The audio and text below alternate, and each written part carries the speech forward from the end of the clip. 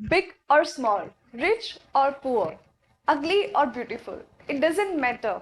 It doesn't matter what you're wearing. It doesn't matter what you are speaking. It doesn't matter how do you look. Everything that matters is your confidence.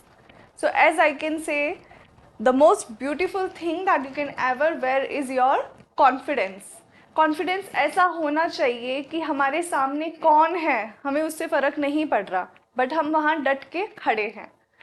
So everyone, I welcome you to Siddharth EdTech channel with the class of contemporary issues and current affairs. Today's date is 19th of July and let us see what are the topics for today that we are going to discuss. So we have Shakambhari Festival, Supreme Court Judge Oath, Hubble Telescope, Thangka Art, Malware, Elephants and Finance Commission. Out of all these are the two topics regarding which we will be studying in depth. Alright, moving on further. This is regarding Shakambhari Festival. What is it? Shakambhari Festival. Alright. So this festival is celebrated by beautifying the deity. जो idol होती है भगवान की, उन्हें सजाया जाता है ना कि फूलों से बट सब्जियों से. Yes, you heard it right. The decorations are done by making garlands of various vegetables. As you can see, these people, they are preparing and selling. देखिए ये मिर्ची रखी हुई है. These are the eggplant. You call them as brinjal also. And these are also some of the vegetables. The picture is not very clear, so I am not able to guess which vegetable. But they make garlands out of this. ठीक है, इन सब्जियों की माला बनाई जाती है और भगवान को यही माला जो है वो ऑफर की जाती है. ये फेस्टिवल जो है वो 3 दिनों का होता है. कहाँ पर सेलिब्रेट किया जा रहा है? So let us note it is celebrated in Vijayawada. Alright, Vijayawada is located in Andhra Pradesh. वहाँ का ये फेस्टिवल है. तो रिचुअल्स जो है कुछ इस तरीके से हो गए कि 3 दिन जो है हवन किए जाएंगे अलग अलग प्रकार के एंड आहुतियाँ चढ़ाई जाएगी. And on the last day when they are finishing off this ceremony, so on the last day there is Purna Ahuti, that means complete Ahuti, and the date that they have given is 21st of July when they will be doing. तो इसमें से आपको सिर्फ यही समझना था कि एक शाकंभरी फेस्टिवल है जिसमें वेजिटेबल्स जो है वो ऑफर किया जाता है डीटीज को. That is all you need to understand.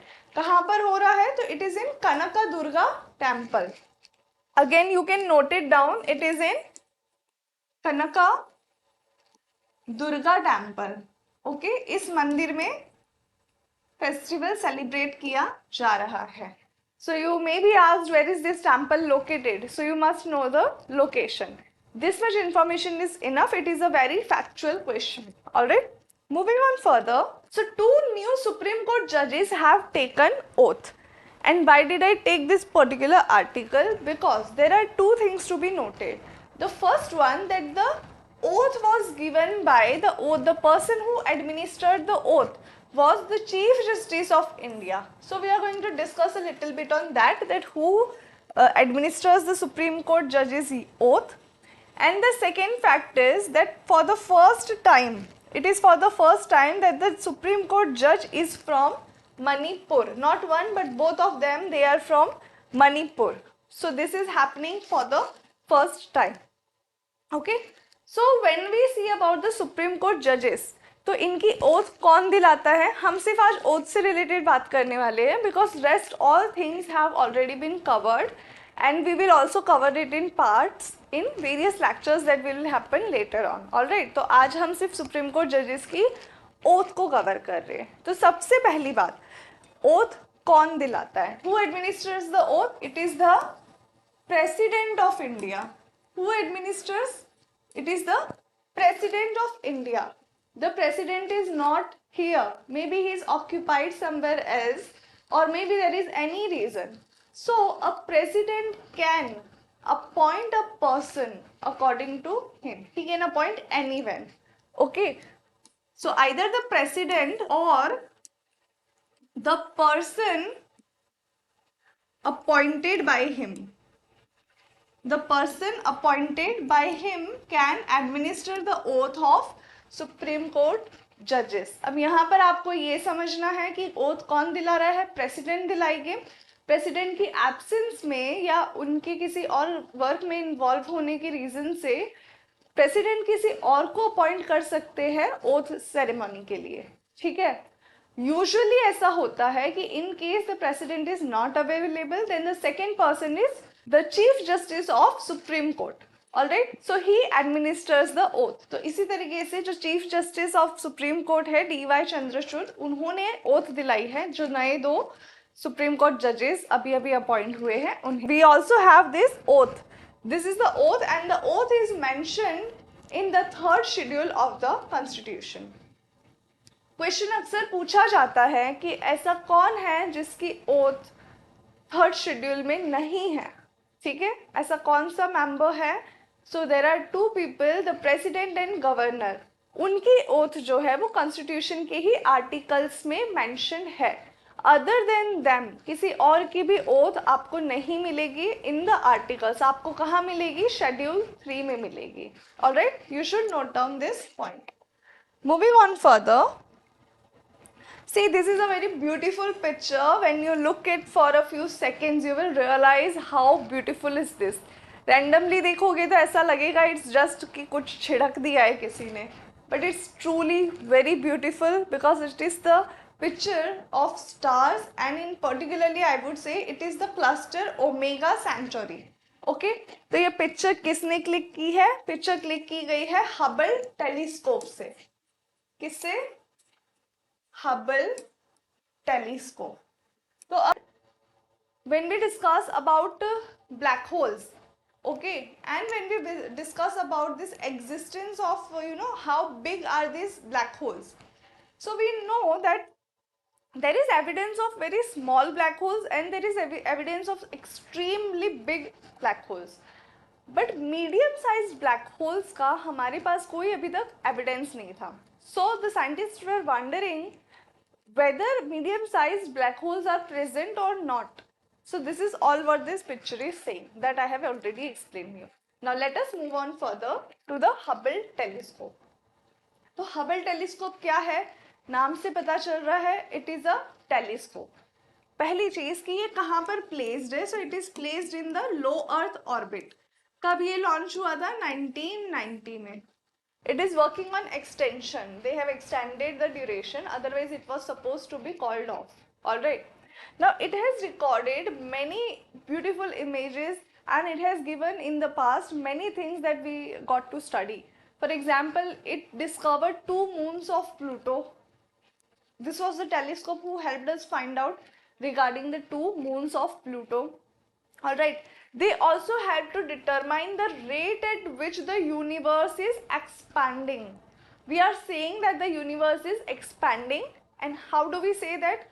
Because with the help of this Hubble telescope, many observations were made and a Hubble constant was derived. So that Hubble constant is telling us the rate at which the universe is expanding. Alright. It also discovered that every major galaxy in the universe, it is anchored by a black hole at the center. So what the conclusion they came to, that the galaxies that are present, okay, they have a black hole in their center. So this was also one of the big observation that the telescope helped us make. Another thing, it helped us make a 3D. It helped us create a 3D map of dark matter. 3D map of what? Dark matter. Nobody knew what dark matter is, what is dark energy. But because of with the help of this telescope, we were able to find out and we got to know certain answers regarding this. So this much is enough regarding this. I am giving you a task of the day. You have to find out what is Hubble constant. Okay. Give me the details of Hubble constant and also note them in your notebook. Moving on further to the next news. Alright. This is the very beautiful art form. This is known as Hangka art. Hangka art. Okay. So this is an art form, okay, and this art form was being presented at Majnu ka Tilla. Now what is important is the art and not the place. So the thing is, it is a very beautiful art form, but it is not just a form of art, okay. This is more than merely an aesthetic value, okay. ये सिर्फ आपके घरों को सजाने के लिए नहीं है. This Thangka art is also practiced in the religion called Buddhism. ठीक है, बुद्धिज़्म का एक बहुत ही असेंशियल पार्ट भी है. अर्लियर, पहले के टाइम पर क्या था कि जो लामाज होते थे, ठीक है, जिन्हें हम बुद्धिस्ट प्रीस्ट कहते हैं, so they used to paint this and it was a form of meditation for them. No wonder we still call art as a form of meditation. Now we all know that Buddhism is practiced in India and mostly in the northeastern regions of India. I am saying mostly, I am not saying that it is not present throughout India, but the majority of population will be found in northeast, especially I would say Sikkim. So Sikkim is one of the center where this art is predominantly present. It is traditional art form which is still being continued, but now along with the Buddhist monks and the priests, this is also performed by various artists. They have eventually learned the art over the period. See, you can see certain images also, alright?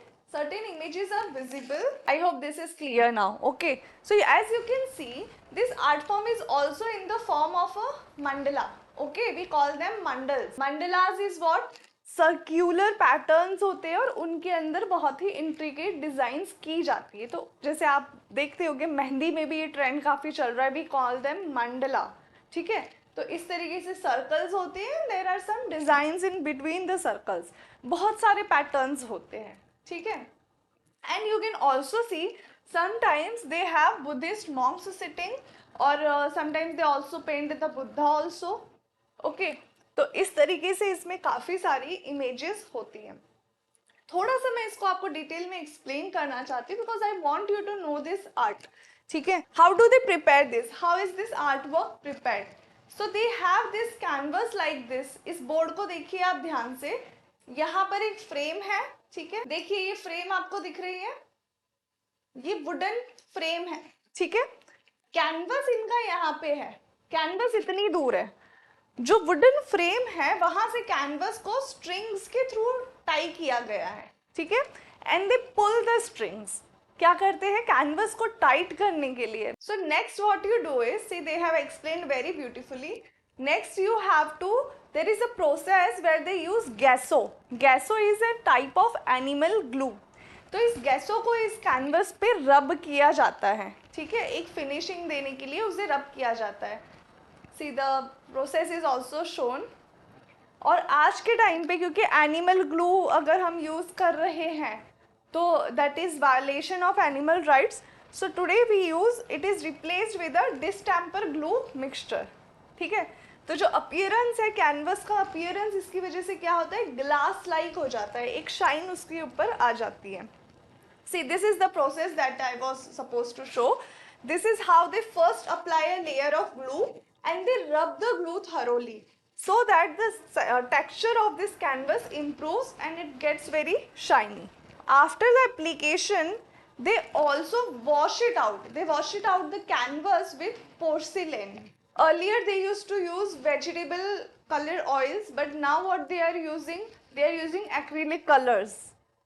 Okay, so this is how they paint. It takes a lot of time and patience to paint this entirely. अच्छा, ये एक और picture मैं आपको दिखाना चाहूँगी. देखिए कैसे मंडला के बीच में उन्होंने बुद्धिस्ट मॉन्क की पिक्चर बनाई है. So it is a combination of both spiritual as well as mandala.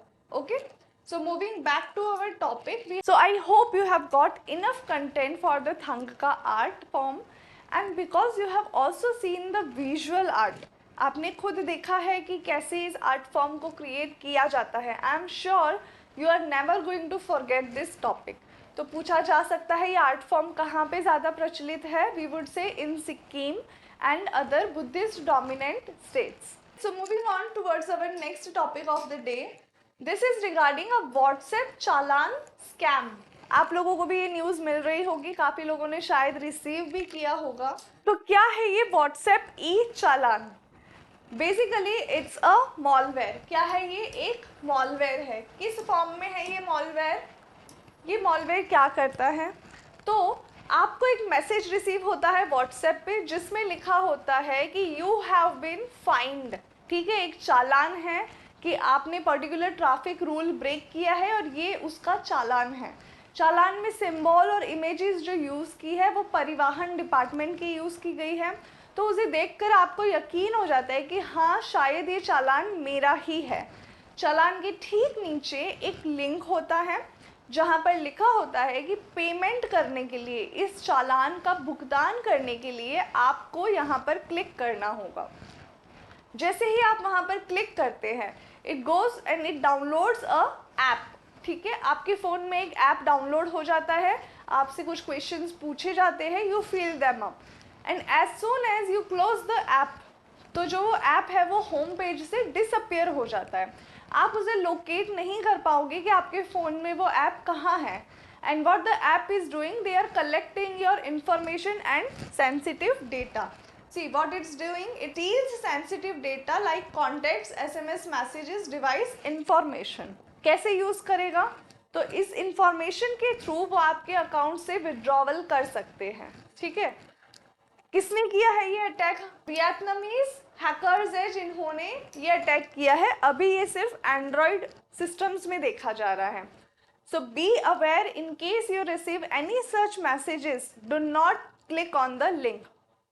In fact कभी भी किसी भी अननोन नंबर से भी अगर आपको कोई लिंक रिसीव होता है, they ask you to download, make a payment, या किसी भी तरीके का कोई लिंक आता है कि आपने लॉटरी जीती है, ओपन करिए, आपको प्राइज मिला है, ओपन करिए इस लिंक को, you should not click such links. Alright, moving on further. New footage shows that the world's largest isolated tribe. किसकी बात हो रही है? World's largest isolated tribe. तो ट्राइब तो बहुत सारी है दुनिया में, पर हम कौन सी ट्राइब की बात कर रहे हैं? आइसोलेटेड, यानी वो ट्राइब्स जो अकेला रहना पसंद करती हैं. They don't interact with other people, other community, so they prefer to stay alone. Now which is that tribe? Particular name of the tribe is Masho Pico. The name of the tribe is Masho Pico. Alright, it is located in the southeast region of Peru. क्या समझना है हमें कि ये tribe कहाँ पर है?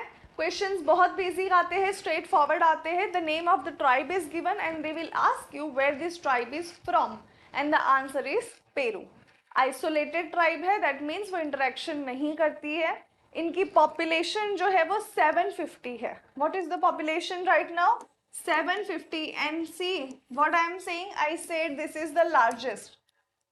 750 population है and still it is the largest because this is an isolated tribe. Why do they prefer to stay in isolation? Because it took them a long time to get away from the slavery that was brought upon them. ठीक है, तो Amazon के जो forest थे वहाँ पर जहाँ ये रहते थे पहले, वहाँ पे इन्हें स्लेव्स बनाकर रखा गया था फॉर रबर फार्मिंग. ठीक है, इनसे फार्मिंग करवाई जाती थी रबर प्लांट्स की. So eventually they fought and they came out, but then they preferred to stay in isolation. तो अभी ये ऑब्जर्व किया गया है कि ये बाहर निकल के आए हैं.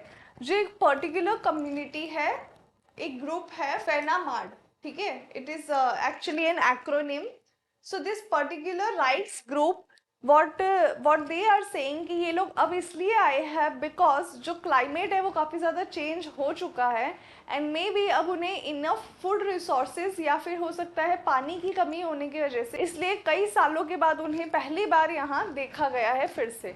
ठीक है, so take away from this particular topic was this tribe which is the largest population of isolated tribes. They are located in Peru. India में भी एक ऐसी ट्राइब है which is completely isolated. Tell me the name of this tribe in the comment section. Alright, the next topic is regarding elephants. So it has been observed that over 800 elephants have died in Kerala in the past 8 years. तो 8 सालों का जब हम calculation करते हैं तो पिछले 8 सालों में लगभग 800 एलिफेंट्स जो है मर चुके हैं। दोनों न्यूज़ है, सेम न्यूज़ है कि पॉपुलेशन डिक्लाइन हुआ। एक द हिंदू की न्यूज़ है और दूसरी इंडियन एक्सप्रेस की है, ठीक है। तो आइए हम थोड़ा डिस्कस करते हैं एलिफेंट्स के बारे में। तो जो एलिफेंट सेंसस है वो कब कंडक्ट होता है? Every 5 years. अब हमें पता चला कि पॉपुलेशन डिक्लाइन हुई है, यही पता चला ना कि पॉपुलेशन कम हुई है। तो कैसे पता चल रहा है? Because census is being conducted, ठीक है। जो लास्ट सेंसस हुआ था वो हुआ था 2017 में, तो 5 साल बाद होना चाहिए था। But because Covid was going on and later और भी चीज़ें हुई, तो अब 7 साल बाद में मई 2023 में शुरू हुआ है सेंसस कंडक्ट करना। कब हुआ? 2023 में। So various states where the presence of elephants has been noted, now they have started to do this calculation that how many elephants are present. The last number of elephants as of 2017 report, the number of elephants those were present was 29964. All right, 29,964 elephants were present in India. जो Asiatic elephants होते हैं तो present है India and Sri Lanka में। तो अब हमने अगर एशियाटिक एलिफेंट्स की बात की तो हमें ये भी पता होना चाहिए और कौन से एलिफेंट्स प्रेजेंट है। So we have African elephant. African elephant भी दो तरीके के हैं, एक फॉरेस्ट और एक है African bush elephant. So we have African forest elephant and we have African bush elephant, ठीक है। अब इनमें डिफरेंस समझते हैं हम। एक बार आप ध्यान से देख, तो आप एक बार कंपैरिजन देखिए। This is the African elephant, size में एक अडल्ट एशियन एलिफेंट से काफी ज्यादा बड़ा होता है ये, ठीक है। दूसरा जो पॉइंट हमें कंसीडर करना है, इसके ईयर्स देखिए आप। The years is usually very large and we can call it a coincidence, but the ears are African continent shaped, ठीक है। जैसा अफ्रीका के कॉन्टिनेंट का शेप है कुछ ऐसा ही इनके कान का शेप होता है। और जहां पर हम एशियन एलिफेंट्स की बात करें, so the ears are rounded and small, the ears are comparatively rounded and small. दूसरा जो एक बहुत बड़ा कंपैरिजन इन दोनों में है वो ये है कि अफ्रीकन एलिफेंट्स में जो टस्क है ये मेल एंड फीमेल दोनों में प्रेजेंट होता है। जो टस्क है वो मेल और फीमेल दोनों में प्रेजेंट होता है। बट जब हम एशियन एलिफेंट्स की बात करते हैं तो जो टस्क है वो सिर्फ मेल में प्रेजेंट होता है, ठीक है। Tusk is present in males, in female it is called as tushes, it is called tushes. और वो भी बहुत छोटे से होते हैं, ठीक है, बहुत ज्यादा बड़े नहीं होते। So let us find out about the other differences. The weight of African elephant is usually 4,000 to 7,000 and here it is 3,000 to 6,000, almost half. तो obviously आप कंपेयर कर सकते हो, अगर साइज अफ्रीकन एलिफेंट की ज्यादा है तो वेट में भी डिफरेंस तो होगा ही। दूसरा एक जो पॉइंट है वो ये है कि अफ्रीकन एलिफेंट्स में जो टोनेल्स होते हैं वो आगे तो होते हैं 5 और पीछे होते हैं 4, आगे 5 पीछे 4। बट जहाँ पर हम एशियन की बात करते हैं तो उसमें भी 5 और 4 है। आगे के पाँव में कितने हैं? 5 टोनेल्स है, पीछे 4 है। But in particularly when we talk about the African bush elephant तो वहाँ पर आगे 4 है और पीछे 3। कोई बहुत बड़ा पॉइंट नहीं है, यूजुअली इतना डिटेल में तो क्वेश्चन नहीं आता, बट समटाइम्स कि एक रैंडम क्वेश्चन में, बिकॉज यूपीएससी पिछले 1-2 साल में ऐसा कर चुका है, they have asked very in depth about certain species, तो इसलिए मैं इन पॉइंट्स को कवर करवा रही हूँ। Now the trunk consist of 2 fingers for grasping. जो ट्रंक होता है एलिफेंट का, ठीक है, तो जो अफ्रीकन ट्रंक है उसमें इस तरीके से 2 फिंगर्स होते। This is the shape of trunk of African elephant. वहीं पर जब हम एशियन एलिफेंट की बात करें तो एशियन एलिफेंट के पास सिर्फ एक ट्रंक होता है इस तरीके से, ठीक है, सिर्फ एक हम कह सकते हैं फिंगर होती है ग्रास्प करने के लिए। तो थोड़ा सा ट्रंक में भी इनके डिफरेंस है। जो स्किन कलर अगर हम बात करें तो particularly African elephants are dark coloured, ठीक है, कंसिस्टेंट होता है, थ्रू आउट डार्क कलर्ड है। जहाँ पर हम इंडियन एलिफेंट्स की बात करें या हम एशियाटिक एलिफेंट्स की बात करें तो उनके ऊपर फ्रैकल्स होते हैं. What are freckles? इस तरीके से कुछ डॉट्स आपको रैंडम दिखने को मिलते हैं, ब्लैक कलर के छोटे छोटे से स्पॉट्स होते हैं. So we have 33 elephant reserves for the protection of elephants. Yes, you have to memorize them all. कैसे मेमोराइज करना है इसकी भी मैं आपको ट्रिक जो है वो ज्योग्राफी की क्लास में आगे बताऊंगी. So there are total 33 elephant reserves for their protection and you have to memorize how many in each state. या आपको नाम भी पूछा जा सकता है कि पर्टिकुलर एलिफेंट रिजर्व कौन सी स्टेट में प्रेजेंट है. ठीक है, अब हम बात करते हैं प्रोजेक्ट एलिफेंट. जैसे हमने डिस्कस किया था प्रोजेक्ट टाइगर, उसी तरीके से एक है प्रोजेक्ट एलिफेंट. तो जब हम प्रोजेक्ट एलिफेंट की बात करते हैं कि ये कब स्टार्ट हुआ था, तो it started in the 1991-92 year. ठीक है, और ये एक सेंट्रली स्पॉन्सर्ड स्कीम है. सेंट्रली स्पॉन्सर्ड स्कीम का ये मतलब होता है कि कुछ कंट्रीब्यूशन जो है वो सेंटर देती है, कुछ कंट्रीब्यूशन जो है वो पर्टिकुलर स्टेट को देना होता है. ठीक है, ऑब्जेक्टिव्स क्या है इनके? तो सबसे पहले है एलिफेंट्स को प्रोटेक्ट करना है. कैसे प्रोटेक्ट करेंगे? उनके हैबिटेट को प्रोटेक्ट करेंगे, प्लस कॉरिडोर्स बनाए जाएंगे. क्या बनाया जाएगा? Elephant corridors. तो एलिफेंट कॉरिडोर्स कैसे हेल्प करता है?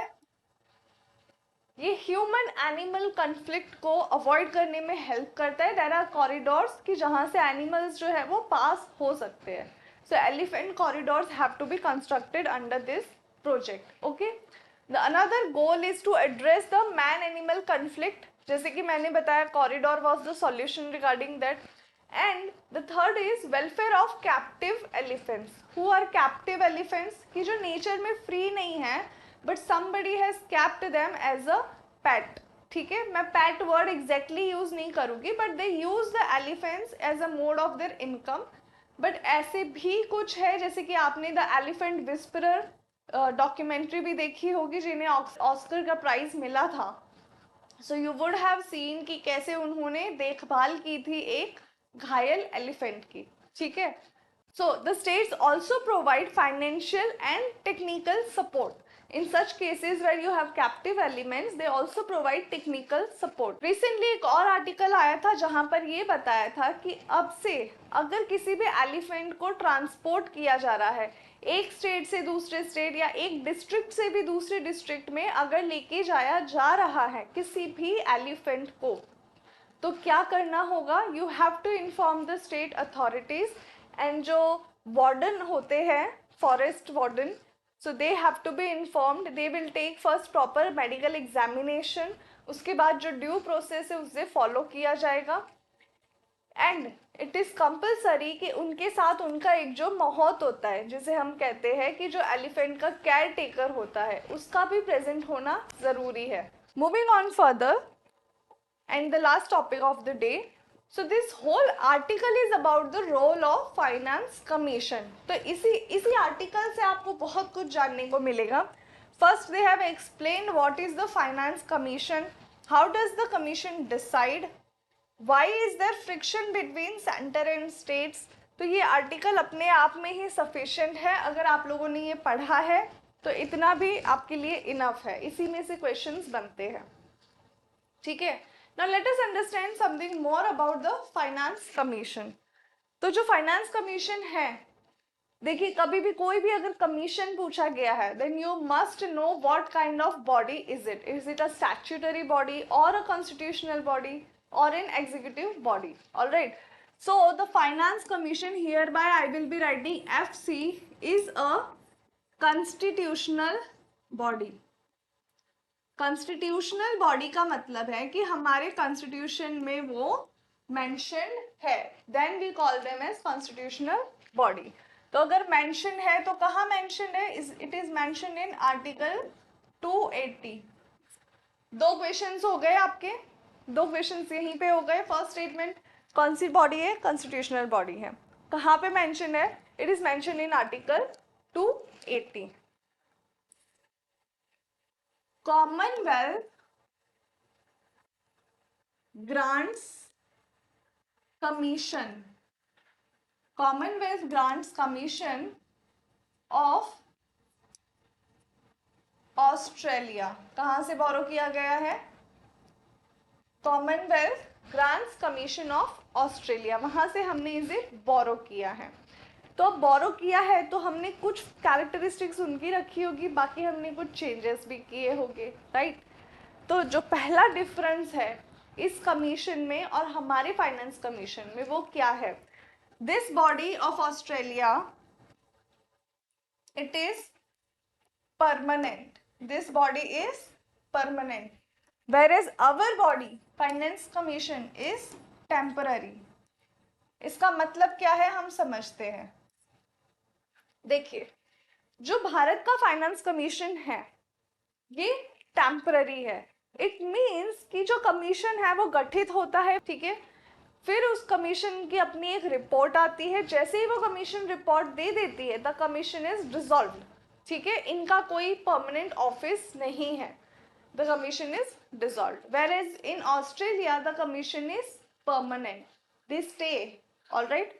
Now another important thing is the Finance Commission of Australia, it is a consultative body. What kind of body? It is a consultative body, but whereas ours is a constitutional body, ठीक है। This is the second difference, alright।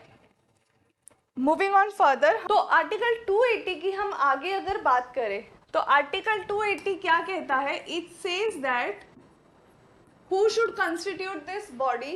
That the president himself or his representative, कौन?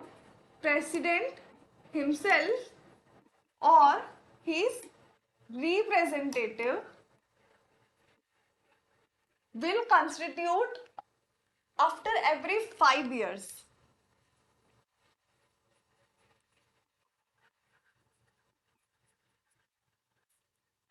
Will constitute the body after every 5 years। क्या कहा गया है कि finance commission को president या कोई उनका रिप्रेजेंटेटिव जो है वो गठित करेगा हर 5 साल के बाद में, ठीक है, और ये अपनी रिपोर्ट सबमिट करेंगे। एक और बात कही गई है, इन केस अगर प्रेसिडेंट को ये सूचना मिलती है कि सेंटर और स्टेट के बीच में कॉन्फ्लिक्ट है, 5 साल के बाद में कमीशन गठित होने वाला है, बट सेंटर और स्टेट के बीच में कॉन्फ्लिक्ट है और वो बहुत ज़्यादा हो चुका है कि दोनों के जो फाइनेंशियल रिलेशंस है वो बहुत ही ख़राब हो चुके हैं, तो ऐसे में अगर प्रेसिडेंट चाहे तो वो 5 साल से पहले भी कमीशन को गठित कर सकता है, ठीक है। The rule says 5 years, but if needed, अगर ज़रूरत पड़ती है तो 5 साल से पहले भी कमीशन जो है वो गठित हो सकता है। Now what is the composition of finance commission? कौन कौन होंगे? तो एक तो उसमें होंगे उसके चेयरमैन और 4 होंगे मेंबर्स, ठीक है। एक होगा चेयरमैन, 4 होंगे मेंबर्स। मेंबर्स जो है वो एक्सपर्ट्स होते हैं in various fields, usually related to banking, audit and accounting, alright. And एक होते हैं secretary, alright। This is what the commission is about. Now, how many finance commissions have been there so far? अब तक 14 नहीं 15 finance commissions हो चुके हैं, ठीक है। अभी अभी 16वां कमीशन भी गठित हुआ है। लास्ट रिपोर्ट जो हमारे पास है वो 15वें कमीशन की है, ठीक है, बट जो लास्ट कमीशन है वो भी रिसेंटली गठित हुआ है, उसकी भी हम आगे चर्चा करेंगे। तो जो 15 फाइनेंस कमीशन थे उसके चेयरमैन थे N K. Singh. Mister N K. Singh was the chairman of the last finance commission, alright. This is an overview of the finance commission, you can check it. Now what were the recommendations? देखिए, इससे directly question पूछा जा चुका है and you have to know what are the important recommendations of the finance commission, ठीक है, ये आपको पता होना चाहिए अच्छे से।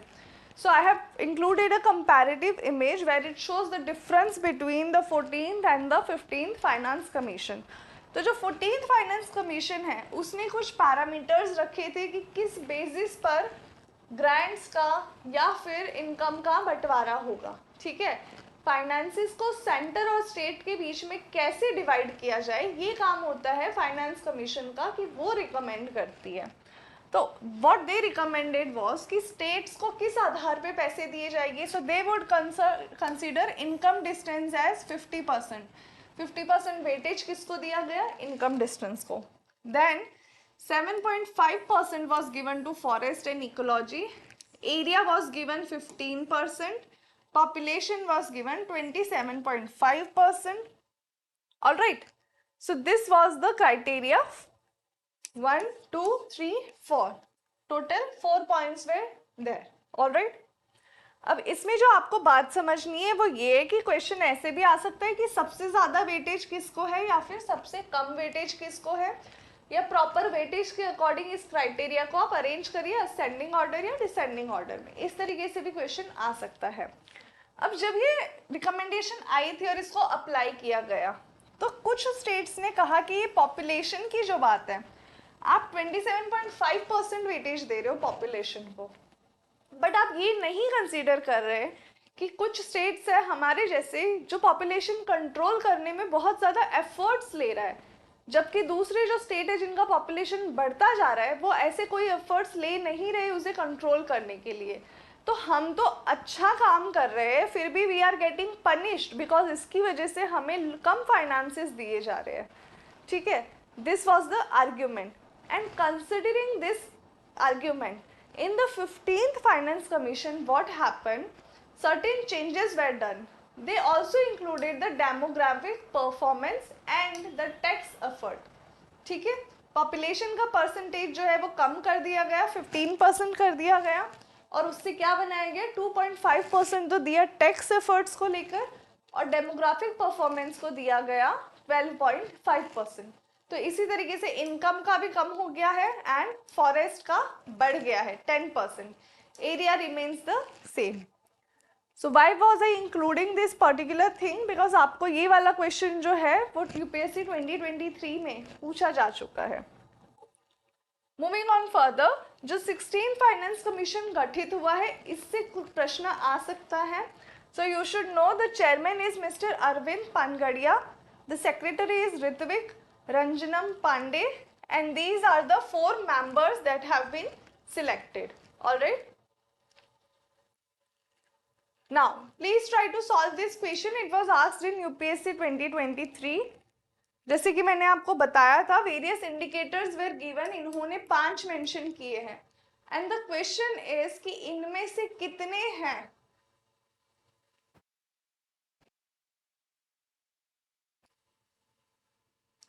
इनमें से कितने हैं जो इंक्लूड किए गए हैं other than population area and income distance. हमें नंबर नहीं बताना, एलिमिनेशन मेथड नहीं है. You have to count how many are right and then you have to select the correct option. Post your answers in the comment section. So here we complete our session for today. This is all we had. I hope you all are making your notes. In case you have any doubts, feel free to reach us at siddharth@tech@gmail.com. You can also post in the comment section, or you can maybe contact us through our website, that is www.siddharth@tech.com.